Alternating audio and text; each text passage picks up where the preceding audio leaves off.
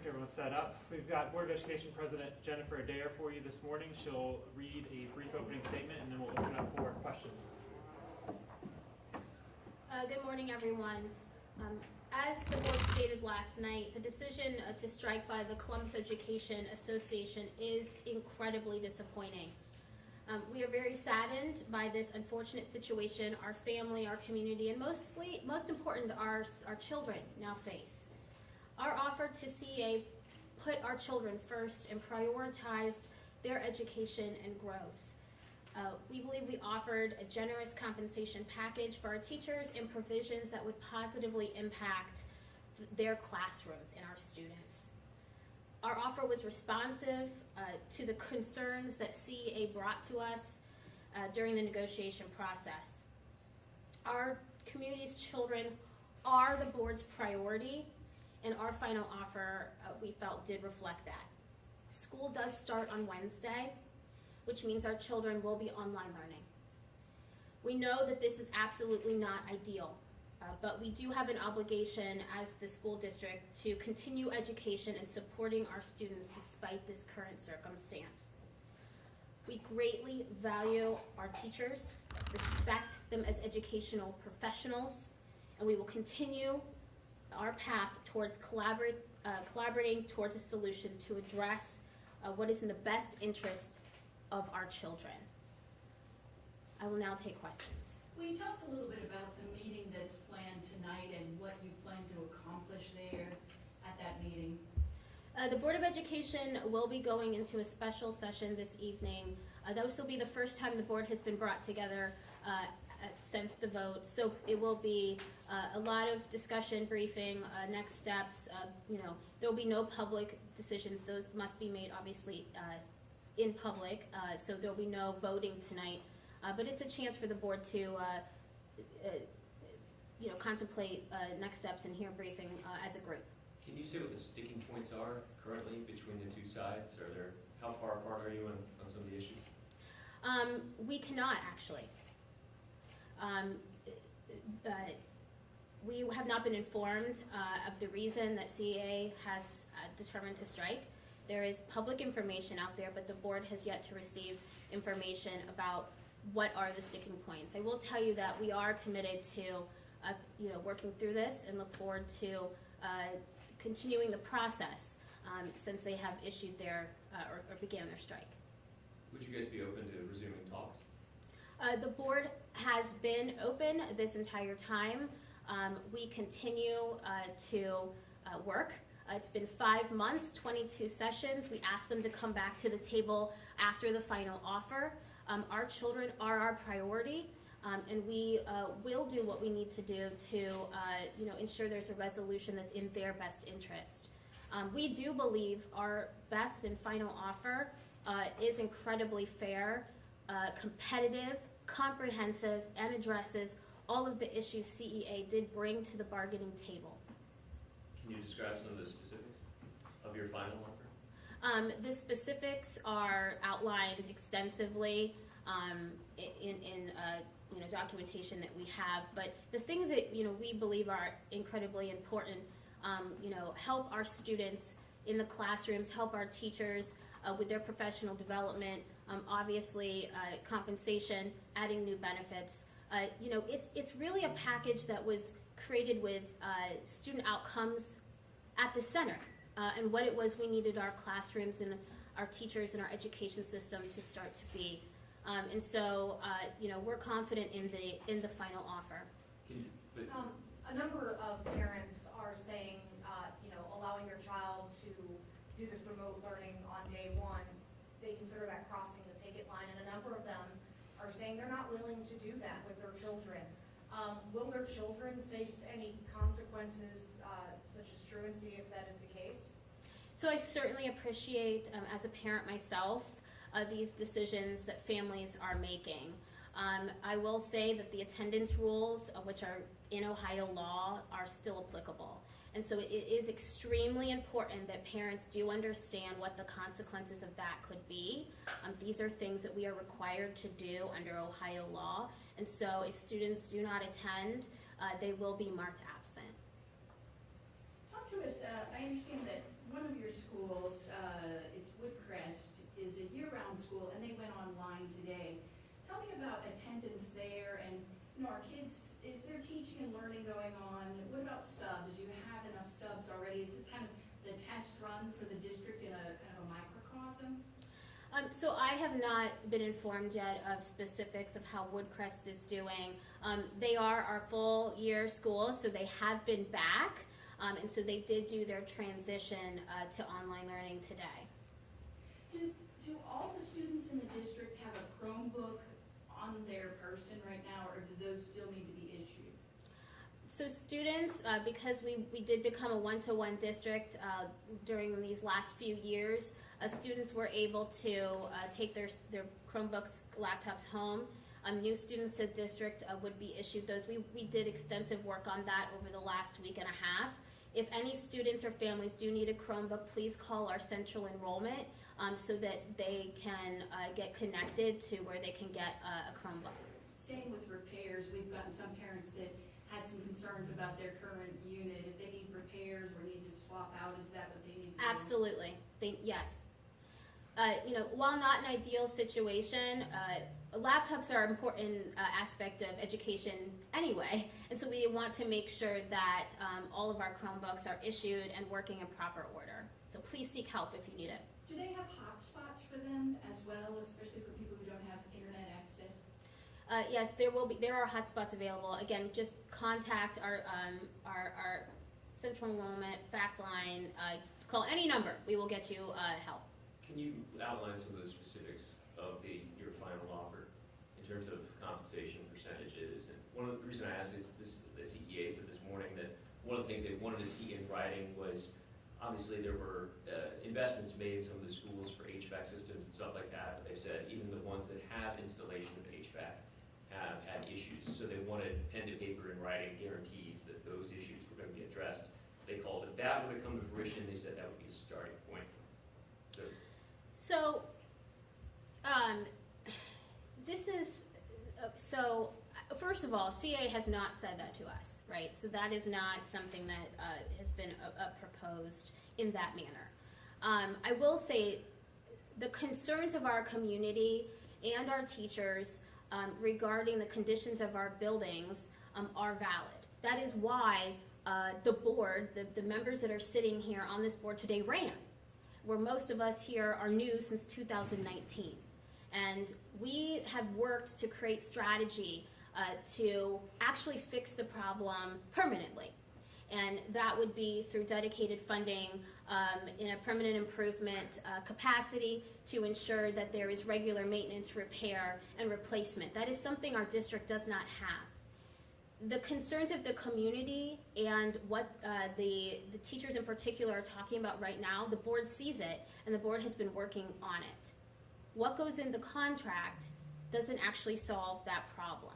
What solves the problem is the community coming together and putting the commitment behind our public education system and ensuring that our students have what they need. And the community also involves our taxpayers and voters. To fix the problem, we have to be able to step up together and say we are going to support these kind of efforts. And the board feels like we have systemic solutions to these problems. So it sounds like you don't think that belongs inside the contract. That's more of a measure of a ballot referendum or financial issues, correct? Correct. Jennifer, I saw on some of the signs this morning while I was watching on television, some of the signs that talked about conditions in the building. Is that something that you're getting as this contract negotiation goes through? Are they conveying that there's concern over unlocked doors, mold in the school? I'm trying to remember some of the things I saw. That, you know, concern over the status of the conditions of the buildings. Can you ask me that again when you say that? Are we hearing it in the teachers with teachers? signs on their picket signs, and like they talk about what they're concerned about, and you see things like rats in the building, unlocked doors, mold, those kinds of things. Are you getting that feedback from the teachers, or is this something new to you? No, it's not new. These are concerns, and when we do know about them, they are addressed. You know, we know that all of our buildings are safe. Now, are they beautiful all times aesthetically? No. But they are safe, and we work with our health departments and other agencies that come and inspect. So there are things that need to be worked on, and some of our buildings are extremely old. And these are not new concerns, and that is why the teachers are frustrated. And so we did, in our final offer, include language about things that they were able to grieve, and expanded what they were able to grieve into the space of air conditioning. That actually wasn't part of it. But I also want to say that we have an amazing team of individuals through our other classified union, OPSI membership, that do a great job maintaining our buildings, keeping them safe. You walk into any building right now, those floors are sparkling. And so our buildings are safe. Are there problems? There are problems. And we do know, and we need everyone's help to help fix those. Could the district do a better job of doing those with expediency? I mean, because as we've seen, some of those repairs often get delayed or not made for weeks or months. Absolutely, right. But there's reasons why, right? And so I think it's really important to understand why sometimes that happens. First of all, through past decisions and policy and just where we are, when we, at some points in this district's history, had to cut budgets, it's operations that got impacted, right? So we're trying to overcome that. We know right now supply chain issue is a big problem, so we're unable to get parts and pieces for things that we need. We know that our internal systems about how tickets are put in, for example, are being worked on. There's always room to improve, right? We are an education system, and we must take every opportunity to have that growth mindset, even in operations. But what it does take, too, is for our staff, our teachers, anyone, to tell us and make sure that we know with expediency, because we want to fix conditions as soon as we can when we know. So the district has kind of mentioned, and correct me if I'm wrong, that the amount of wage increases, it will be reflected in the 2024 property tax levy. And from our understanding as well, I think you all mentioned 80+% of that will be wages and compensation. I'm curious about the total budget amount, if you have that, as well as specifically how much of that will be spent on wages and compensation. So our district budget is, we run about we're about a 1.5 billion and to 1.6 billion, right? And so majority of that on the operating side is for our staff. It's because we do our mission through our dedicated staff. So that goes to wages, benefits, retirement, all of that, vacation, all of that, including our new leave that we have just offered around parental leave. And so the way that school funding works is that there is a regular cycle where we go and ask the public for dedicated funds for operating.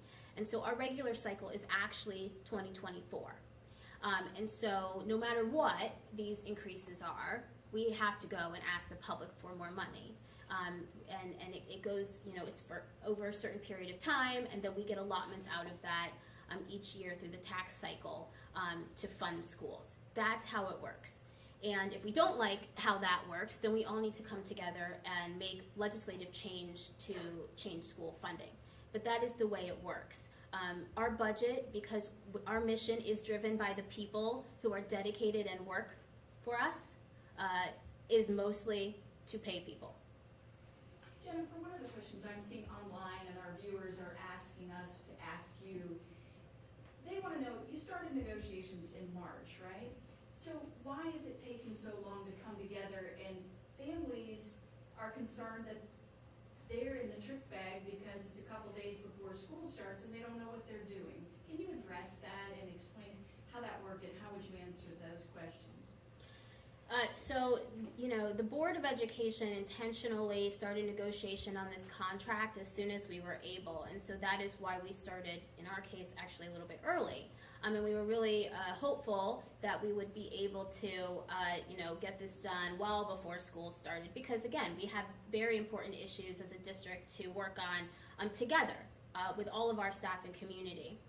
So over the period of the summer, the 5 months that we negotiated, we put forth several offers. We did not always get counter offers. We ended up having to do a final offer. We did not get counter offers on certain things that we needed. I mean, this is all public information that many of you have already reported on. So at this point, the board has demonstrated that it has worked hard to try to come to a resolution with CEA. And at this point, we are where we are because CEA did not determine it wanted to be a collaborative partner at the negotiation table. Jennifer, you said this is the final offer from last week. Is the only way out of this for the teachers to accept it? We believe our offer addresses all of the concerns that CEA brought to the bargaining table. We have plans and strategy to address the real concerns that the community and teachers are bringing forward. We are fully committed to continuing dialogue, to seek a resolutions to close the contract so that our students can get back to the classroom. Our classrooms, our teachers, our students, their education is our priority. And so, that's where we stand at the moment. 94% of teachers said this does not meet their concerns. 94% of the CA members who attended. And, it is that, what we're talking about. It's the things that they're out there on their signs. Those are the things that we know they are upset, and we acknowledge we're upset. That's why we're here. That's why we're putting strategy in place, and that's why we need them to come join us to help make it make these changes happen. What CEA has proposed and what we have offered that addresses their concerns doesn't, in our opinion, actually solve the problem of what's on the signs. So Last you're question. saying there's a different message that's being put out there publicly versus what's going on behind closed doors at the bargaining table? Yes. Will we see a date or time to come back together today before that meeting tonight? At this moment in time, there is nothing scheduled. They just obviously did their strike last night, but we anticipate our federal mediator letting us know. Are there any consequences for the teachers going on strike? I mean, is it the lack of compensation, obviously, or lack of health insurance? Can you, or is there discipline proceedings? Could the district at any point go to ODE and say, this is a discipline matter, we don't think they've upheld that or anything like that? Absolutely not, unless they do some sort of violation while they're out there. But it is their right to strike. We respect that right. We know the collective bargaining process can work. Issuing a strike is part of that process. So no disciplinary action will take place for teachers for choosing to strike. All right, thanks everyone, we gotta wrap up. Thank you.